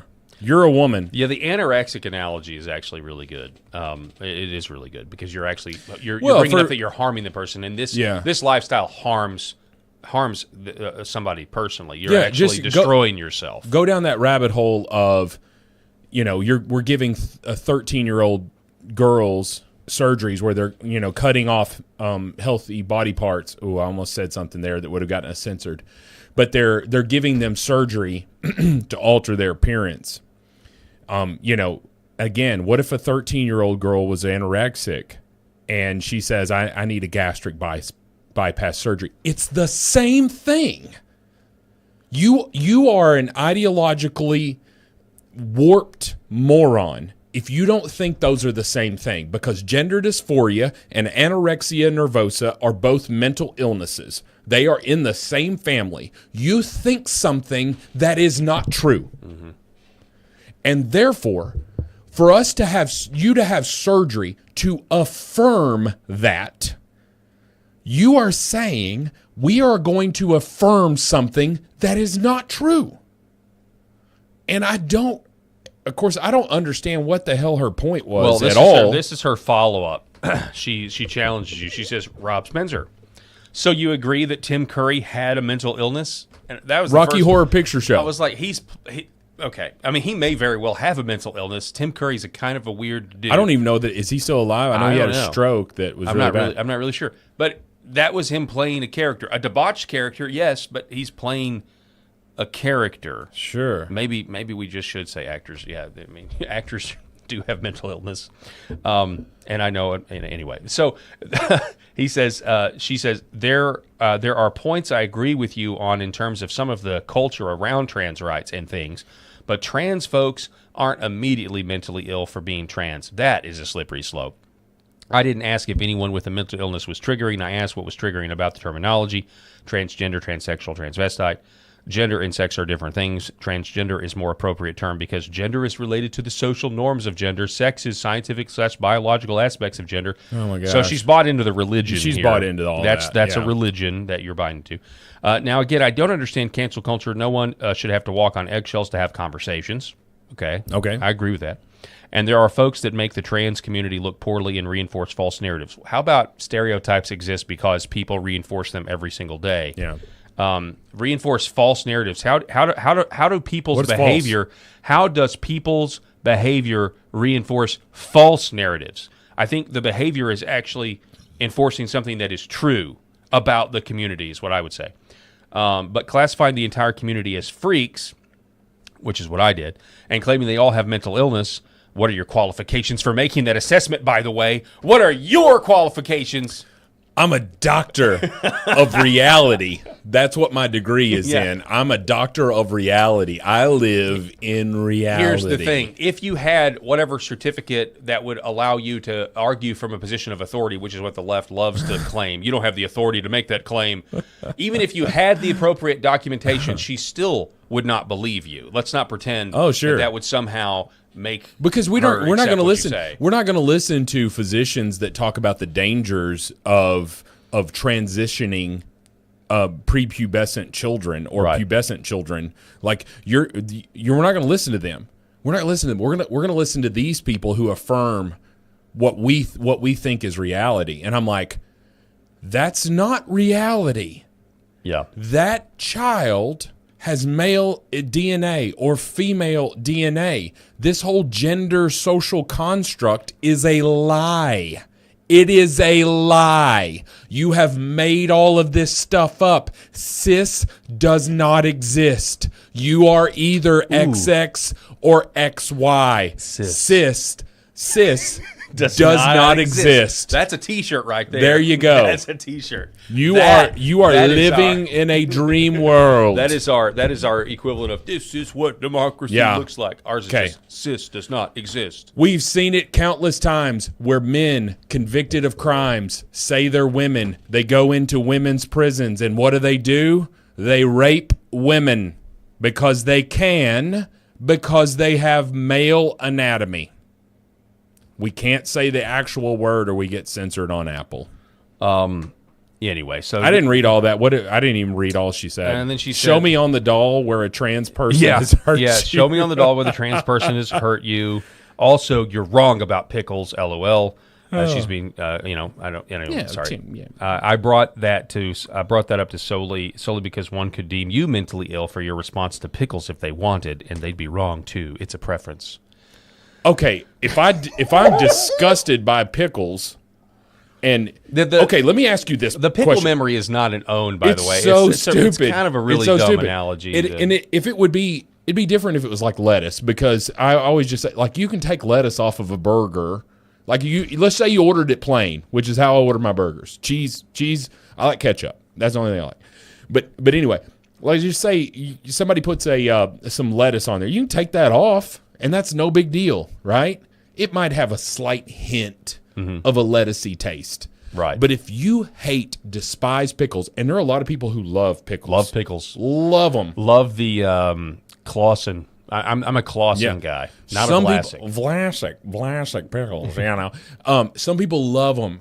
I don't want to besmirch you. Everybody likes it. I like stuff I'm sure that other people don't like. I love broccoli. Okay, there are people that cannot stand steamed broccoli. I'm a fan of broccoli. Okay, I love broccoli, but I can't stand pickles, and here's why I get frustrated if I order a burger and it's got pickles on it. When people say, "Oh, just pick it off," because pickles are infectious. That was my point. Pickles are infectious. They have juices and all of that stuff. If a pickle has touched that food, there is no way it won't taste like pickles. So you can take those pickles off. What I hear you saying is you want to round up all the pickles and put them in camps. I want to put them in concentration camps. Actually, that's good. And I want them doing hard. Good. Yeah, that is really good. I hate pickles. I hate them, and I just can't stand them. And for my point, like for someone to say. What was she? Read the pickles thing again for someone. You're wrong about pickles. I brought that to solely because one could deem you mentally ill for your response to pickles if they wanted, and they'd be wrong because it's a preference. So she's saying that your rejection of pickles means trans people don't have mental illness. It's just their preference. Right. So there's two parts to that sentence. I brought that up solely because one could deem you mentally ill for your response to pickles. And they would be wrong. Okay. That's what she is saying, and they would be wrong. Right, but that's not a mental illness. One is a mental illness, the other's not. My whole point of it is this. Who in the hell says I'm mentally ill for not liking pickles? And means it. Like, you might joke, like if you just love pickles, you're just a pickle enthusiast. You know, you read magazines, the Pickle Monthly magazine, whatever it is, you know, like, or if you're gay and you really, you know, dealing with the cucumber situation, you know, like, do you, like, if that's what you're saying is that I might be deemed mentally ill for liking pickles or not liking them, in this case, this is a hilarious conversation. What are you talking? What serious person says that you're mentally ill if you don't like pickles? It's like mayonnaise. Mayonnaise is my top thing. I can't stand mayonnaise. And there's some people that'll eat mayonnaise with a spoon. I'm pretty damn sure if I go to hell, Satan's going to be feeding me pickles and mayonnaise and ranch dressing. Okay? Disgusting. That's my personal preference. I've tried them all. Mayonnaise, threw up. Ranch, just about threw up. And pickles are the most disgusting smell in the world. That doesn't make me mentally ill. I can't control it. These people are saying, I feel like I'm a woman, and I would like you to call me a woman. I'm putting a dress on. I am going to get breast implants. I may not even shave my beard. We've seen that ridiculousness. Yeah. There are dudes walking around in beards saying, I'm a woman. Yeah. Okay. We've seen Leah Thomas, this 6'4" swimmer, which is what we were talking about in that clip. Yeah. You know, racing against women, shooting up the ranks, getting first place. And we're trying to say that that's not a mental illness, but maybe pickles, if you don't like them, that's a mental illness. It's really funny that she would grasp at straws and somehow know that at one point you ate at Huey's in Memphis and didn't like pickles on your burger. Oh, somebody in our comments, AV 1965, pickles dipped in mayo. Good. I just died. That is good. I literally just died. It is good, though. This is my ghost talking to you now. I'm dead. What was the first line of her retort there about Tim Curry? She says above going up to the big one. Yeah, so you agree that Tim Curry has a mental illness? Tim Curry played a role in a movie and sang a song about a sweet transvestite. Like, I don't have a problem with somebody playing a role in a movie. Is Tom Hanks gay because he was in Philadelphia? Well, not because of that, but he may. Does he have AIDS? Does he have AIDS? As far as I know, he doesn't. As far as I know. Yeah. Lord have mercy. Well, it's probably, in general, it's a waste of time. Hey, I appreciate the engagement, Melissa. Yeah, regardless. we appreciate the engagement. But we disagree with your argument, obviously. Let us know what you guys Carl Benjay, you are insane. I love peanut butter with mayo. Ooh, now that's what the hell? That's a tough one. Oh my gosh, peanut Carl! Butter and mayonnaise. I'm trying to figure out. Get some therapy for that one, Carl. The texture of that would be horrible, but I'm trying to figure out the flavor. I can't get on board with that one. I'm dead. But hey, it's still America. Still America for the time being. So, all right. What else do we have? That was fun. Oh yeah. Okay. So Kentucky governor, real quick. Kentucky Governor Andy Beshear demands Glitch McConnell publicly disclose health status amid disappearance. The Daily Caller. McConnell's office disclosed no new information about the senator's condition as he remained hospitalized for about 3 weeks. Beshear wrote McConnell a letter requesting transparency regardless of his condition. Now, this is interesting because Beshear does not have the ability to appoint as Democrat governor of Kentucky because the legislature took that away from him. Yeah. But he still wants to know if this guy's alive. Obviously, what's-his-face, CNN guy, what's-his-face, what is his name? I can't remember his name. The commenter on CNN that is the only conservative. Scott Jennings. Scott Jennings. Yeah, so he came out and said, hey, I talked to Mitch. We covered this with Eric yesterday, and, Eric says, what reason does he have to lie? We don't have any evidence that he is lying, and that's true. We don't have any evidence. It's hard for me to. But listening to him the other day on CNN explain his tweet and his conversation, I don't know, man. It's just, I don't know. But I think there is something fishy going on, and it's sad to see that the GOP, regardless, the GOP certain elements of the GOP are engaging in Joe Biden-esque apologies about Mitch McConnell, right? We're doing the same thing. We, in quotations, are doing the same thing that we criticize the left doing, telling us that Joe Biden was smart as a tack, right? There's clearly something wrong with Mitch McConnell. There's some great AI photos up there of this is Mitch McConnell doing the Thriller dance. I'm not really sure who exactly made this, but you can tell that people are having a lot of fun at Mitch McConnell's expense. Mitch wishes he could dance like that. That's his proof of life video right there. All righty. Mitch is fine. Nothing to see here. What did you see? Are you going to? I don't know if you pulled the one that I sent in a group text about Big Tom Callahan. Yes, I do have that. Hang on one second. Let me. That's so funny. Let me cut to that. If you remember the movie Tommy Boy from, I think it's 1995, somewhere around in there, and Brian Dennehy, his character was Big Tom Callahan in Tommy Boy. Go ahead. It's up. Breaking news, and it's spelled breaking because they sold brake pads. Okay, yes. There you go. Breaking news. I just got off the phone with Mitch McConnell, and he has agreed to buy 500,000 brake pads on behalf of the great state of Kentucky. I and if retweeted it. If you remember that, the big crescendo Tommy of Tommy just Boy sold is like 500,000 brake pads. Tommy just sold 500,000 brake pads.